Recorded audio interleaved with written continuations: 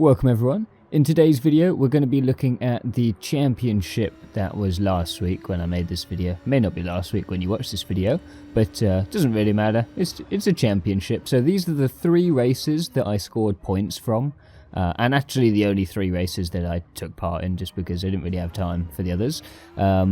The first race here is Group 3 at Monza. I'm driving the Nissan GTR, and the reason I'm driving the Nissan GTR is because I'd just not recently done that Bathurst race in this car, so I was just very familiar with it. However, the majority of the field and the kind of chosen favourite for this track was the Mustang Group 3 car, but I don't know why. Maybe it's just because, like, you know, I'm like a dirty hipster or something, but I really don't like using the car that everyone else is using. Occasionally I will, just because it is actually considerably faster, and you know, you want to be competitive in these races, but the GTR seems quick enough, and I don't know, it's just something fun about using the car that not everyone else is using. So there we go. There are a few other cars in here, for example Tayun in the Aston Martin there. So qualified in 3rd place, not too bad as usual.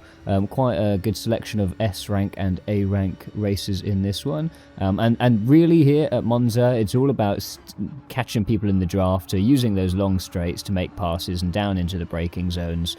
You know, lots of heavy braking zones at Monza, so getting good top speed and then nailing your braking points and taking your opponents that way. And here we go, as I go into 2nd place in the draft here, and I'm going to go down the right hand side into the first tight chicane here on the back finish straight at the end of lap 1, and I managed to secure 2nd place.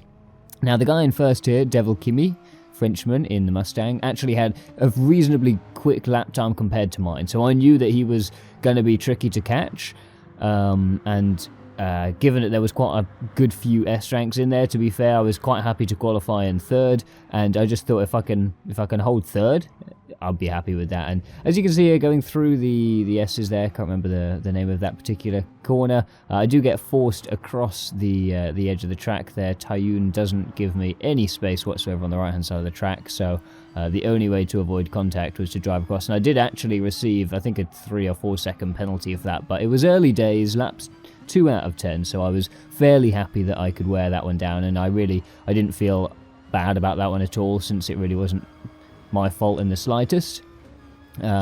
So yeah, happy days. And then as we come down to the end of lap 2, I've actually built up a nice healthy lead from Tayun. I think just about enough to break the at least most of the slipstreaming effect. And oh my god, the lighting and the evening setting on this track is phenomenal. I absolutely love Monza. Monza, I was so happy when Monza was announced to be one of the added tracks, because it is one of my all-time favourite tracks. I do really love racing here.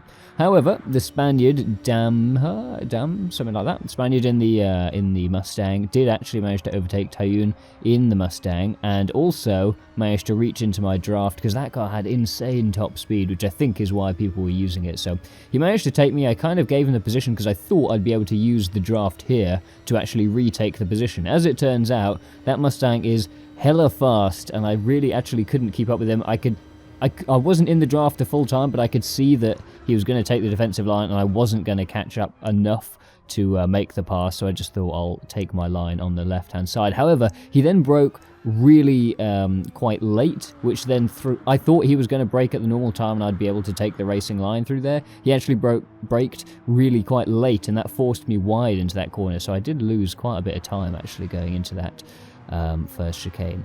End of lap 5 then, and I'm going to go into the pits. Most people, if not everyone, I think is going to go into the pits, and this is where things are going to get real interesting. As you can see, my pit crew standing there doing not a lot. So this is what I like to pretend is really clever tactics, and what actually was just entirely accidental. I accidentally clicked don't change tyres, so coming out onto lap number 6 I have the dirty tyres from the previous 5 laps, whereas everyone else is on lovely fresh racing hard tyres, and a little bit of chaos going on there. So myself and Devil Kimi, who I managed to pass in the pits, come out with a nice lead, I think of about 4 or 5 seconds there. So all of that time saved from not changing the tyres actually put me up into first place, with Devil Kimi about a second behind me out of the pits, and very quickly in the draft up onto the rear of my car. As we're coming through Lesmo 1 and Lesmo 2, I can see that he's definitely, ready for an overtake. He's pretty close, but I get reasonably good runs. And actually, I think what saved me here is that a lot of the speed in Monza, a lot of your lap time is in getting cracking good exits. Your mid-corner speeds and your corner entries aren't super important. Obviously, they all add up, but the corner exits are the vital thing. And actually, as it happens, if you're careful, you can kind of get away with worn tyres. So I was lapping 149s, a very, very low 149 there was my third lap, best lap. And I think throughout the rest of this race, I actually maintained 149s, maybe into the 150s, but not actually that slow, which was really nice, because it meant that, I gained a bunch of track position at fairly low cost. As you can see there, Devil Kimi does make his way through. I actually indicated to him just to kind of let him know that I was going to let him pass there. There was really no point in us battling. He was on the fresh tyres. His lap was definitely quicker than me. I kind of just knew I wasn't going to be able to battle him, and us battling was only just going to slow us both down and give me less of a chance of maintaining a second place. So what I thought I'd do is I'd let him pass and maybe use a bit of the draft to actually further my lead from third place. Sadly, those fresh racing hard tyres, as soon as we came out of that exit of the first chicane, he just bolted. So within half a lap, not even half a lap, he was a good couple seconds ahead, and I just couldn't catch him. But had a very good lead to second place, who actually he fell down, the Spaniard fell down a little bit, and TC Spen, I think that is, managed to take third place. But really quite happy with that result, second place there at Monza, and a little bit unexpected, very happy accident, I suppose you could say, but I'm not going to complain. I'm going to just put it down to really incredible tactics from me. Next race then we go to is the Group 4 Bugatti Veyron 1 make race at Lake Maggiore East, or is that West? One of the two. And I'm going to get absolutely battered coming through turn 1 and 2. I thought I was actually positioned quite nicely. Coming out of the first part of it, the initial left-hander, I was nice and tight to the left and stayed wide. And I thought, I've actually avoided the chaos of turn 1. Nope, didn't avoid the chaos. Got kind of battered around a couple of times and ended up back down into 13th place. However, it kind of turned out okay, because I ended up right next to this guy from the Netherlands, Spark, who was a very respectable racer, and we kind of had a couple of messages afterwards, and he seemed like a very good dude, and we had a pretty good race after this. So I suppose it wasn't all doom and gloom, and you got to look at the positives there. So lost a couple places, but in now the thick of it, and very, very quickly here. We actually had some really quick guys in this race. A guy TX3 Devil and Rick, who from Rick 918 BMX, and Giorgio. I've seen them all in some of the top 24 races. So those guys are some pretty quick guys there, and another S rank there, Razor, who you'll actually see in the next race as well.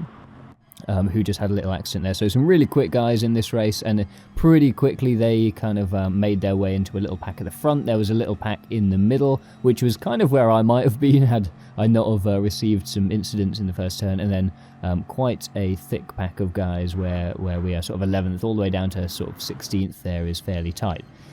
Lap number 2 then, I do use the draft down that big back straight into the banked right-hander to make my pass back into 11th position. Obviously I did overtake the guy who had gone off the track, and this camera angle, my god. They need more of these with the drone or whatever it is that flies alongside, that's incredible. Move of the century, lunge of the century, what is that? TX3 Mirage. I mean, he was, 5-10 meters back, and just absolutely lunged in there. And then, having nudged me completely deep into that first turn, leading to a rubbish second turn, he just took advantage of it. So, I don't know. I know if I was racing on my GTP registry, my GTP account, I would be very embarrassed. So, for the sake of your teammates at TX3, I think you should... as they say, chill the fuck out, Mirage. Alright, just race a little bit nicely. Anyway, enough of that. So I do manage to repass him, going into that tight banked right-hander. That is such an amazing passing place. You've got a massive straight, and then an incredible high-speed right-hander. If you take the inside line on that right-hander, you're almost guaranteed a pass there. It's such a good corner for passing. This whole race was a pretty intense battle, almost from start to finish. Like, it was pretty relentless. And then Mirage going for another ridiculous move and again bumping me a little bit wide onto the grass and pushing me back into 12th, and also losing into 13th to Spark, who goes down the inside there. So I was pretty unhappy with the Frenchman there, but you know what, it's racing and you just got to get on with it, and you know, find the guys who are clean and race with them, I suppose, and stay clear of the ones who just want to make positions at all costs. And as you can see, he's just going to run wide there. So I think it was pretty clear he either didn't know the lines very well, the braking points, or he was just a massive douchebag. Anyway, he's going to run wide. We're going to kind of have this 3 wide thing coming down this back straight. I'm going to be in the draft with Spark.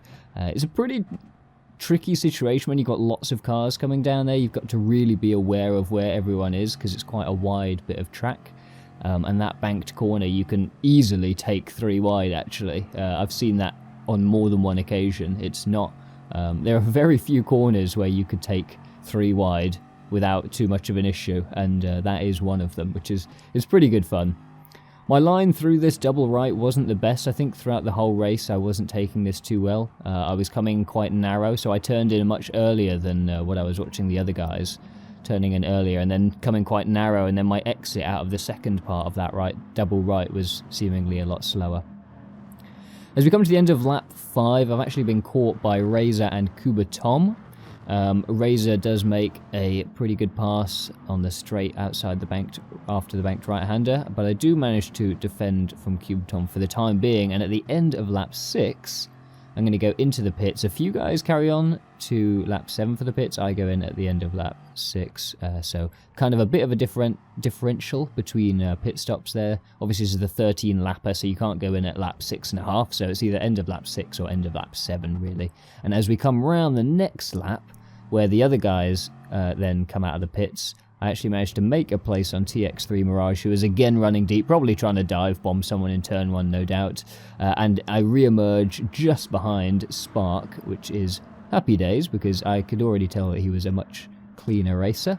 And with the draft, look for the move down the inside, but he actually does a pretty good job of defending that. I couldn't quite squeeze my car down the inside line, but a lap later, I do manage to get in the draft here. You can see I'm just very tentatively looking for a gap there. It wasn't quite going to open for me, so I just let off, and I'm going to let him there. If there's no opportunity, like if it's closing up, don't go for it. Like, you don't have to go for it. Like, I know these races aren't really long, we're not talking endurance length races, so you do have to make moves, but you know, be patient and the moves will come like that. So there you see Spark just runs a tyre out into the sand, and I managed to make a pass around the outside of this nice long S-bend. But it really is important, especially if you want to maintain good SR. Like, there's no point lunging in. Like, in that position, I could have gone down the left-hand side into the S's, but it's super tight. I mean, it's like, to make a move there, most people try and take those corners tight, and it's just not worth it. Just wait for the position to open up.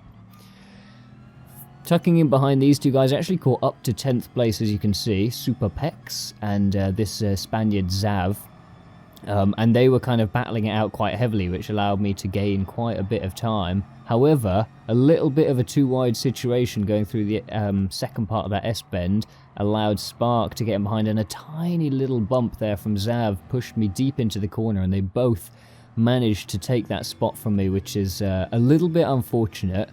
And then on lap 12, second to last lap here, and you can see I get a pretty good run into the draft. Again, Spark and Zav battling it out, and I'm going to take the inside line here, and I'm thinking, right, if I can get this position here, it would be probably good to see 11th place into the final lap, and I make it happily. Actually, a little bit of a gap there as well. You can see Zav manages to take 12th, and I thought, right, this is it, this has got to be it. But nope, into lap 13, and I missed the braking point ever so slightly, run quite deep. Zav goes down the inside, makes a good pass, and then because of my deep line, Spark gets a cracking exit from the second half of that chicane, and makes a very neat little cut back on me. I'm going to run slightly wide into the grass there. Don't forget my tyres are a lap older than some of the other guys, and I'm not quite able to hold off. So I do go back into a 13th position, so not a fantastic result for me, starting in 11th, finishing in 13th, but it was a good fun race, you know, so you can't win them all, but at least if you're going to lose them, you should lose them and have fun. I don't know, I'm rambling now. Anyway, final race, Nurburgring GP. As you can see, my first race with the Cheddar Man 1, my good friend. This is we've been waiting for ages for him to get into the similar sort of ranking as me, so we can actually get in some races. And this is the first race that we managed to get into together. The Atenza was the main one here. This is Group 4 Nurburgring GP. The Atenza, as you saw, I just showed all the cars there, was like the car. The top 10 leaderboards, all Atenza. And hang on, was that like the cleanest Nürburgring first turn? I mean, what is this? Look, a guy even goes deep, slots in perfectly there. That is incredible. That's the first 7 cars coming through turn 1 without even the slightest bit of contact. That was just unbelievably tidy. Anyway, as I said earlier, I do like to kind of pick a car that's maybe not being used as much, and the car that I found that almost matched the speed of the Atenza was the Mitsubishi. Also 4-wheel drive. The Atenza is a 4-wheel drive car, so it's handled very similarly. Was about as quick. I think it was marginally slower in a straight line perhaps than the Atenza, but very similar handling, very similar on fuel economy, because the other thing with these, the Atenza, is it's really good on fuel economy. So in these races where fuel and tyre wear is on, it's actually good to have a high economy car, because it means that you can get quicker pits or even a pit stop less. Anyway, end of lap 1, I'm just about hanging on. Reasonably good draft here. Race Means and Razor, who was actually the guy who was in the other race, who I think I mentioned was going to be in this race, so he's up in front. Both of these guys' quali time is actually really good. I qualied, I think, fairly well. I want to say, like, you know, I can't even remember what the quali times were. Maybe like 2:04.5 or something. I think these guys were like 2:04.2 or maybe even less, 2:03. Like 7, I can't remember. Whatever it was, they were like running quick laps, so I knew it was going to be a struggle, and you can see here already, lap 3, they had broken away. However, Race Means does start looking for moves, and he starts battling it out, and those two guys battling it out allowed me to just reel them both in, and Race Means ends up in first place. And let's have a little look at fuel there. Race Means on about a quarter, Razor on about a third, and myself also on almost exactly the same fuel as him in about a third. And on lap 4, I'm going to go into the pits, almost exactly same position as where Razor is there. So all three of us very close. End of lap 4, I'm going to go into the pits.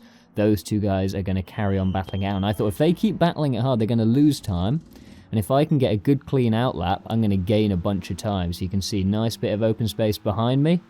Nice bit of open space in front of me, so this is looking good already. Very happy with this, and if I can just get a nice quick lap here, could end up with a good little situation when I come back around onto the next lap. Even get a little bit of draft from these guys. I managed to catch right up to the guys who are battling it out in front of me.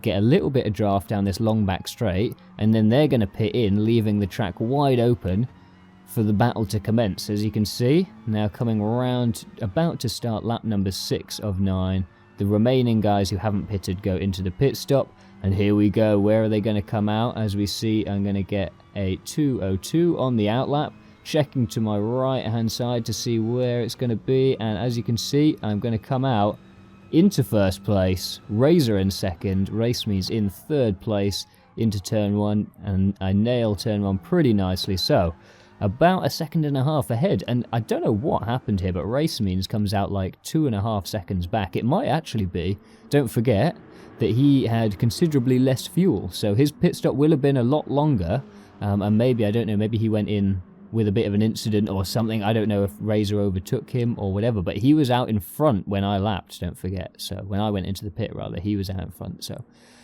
nevertheless, it's worked out really well for me here, out in first place, but lap 6 out of 9, I'm going to dip a tyre into that sand, and I can already see Razor is catching me like there is no tomorrow, so I'm actually just going to let him pass by here, and don't forget, he's got at least half a second a lap on me. So again, this is a situation where I'm going to happily take second place. I qualified third. You know, first would be great, but I know for a fact that Razor's got some quick lap times, and he's got the 1 lap fresher tyres than me, so I will happily take a bit of draft and hold second place rather than really battle it out and let race means catch up here, because in all honesty, like, sometimes it is great and you got to battle, you know, you got to go for the win, but other times you got to know when you're beaten. And I mean, if you look here, end of lap 9, and he's like 3-4 seconds ahead of me. Race Means was catching me all the while, but as we come around onto the final straight, he's still about, well, maybe 0.8, 0.9 behind me, and it's going to be second place for the Oink. And that wraps up my 3 races. So I hope you guys enjoyed those. I really did have a good fun time racing on this championship. Here are the points that I got there, and I think I finished, like 7th or 8th in the nation ranking. So fairly happy with that, and I'm super close now, guys, to rank S. So very soon that is going to happen. Also, I do need to mention I am moving house actually this week, so I do apologise. There may be a small lull in videos. It really depends on how quickly I can get moved in and what the internet is like and just all of that stuff. So do bear with me whilst I do that, and maybe I'll video my new flat once I get in and settled. Hope you guys enjoyed this video. I will see you in the next one.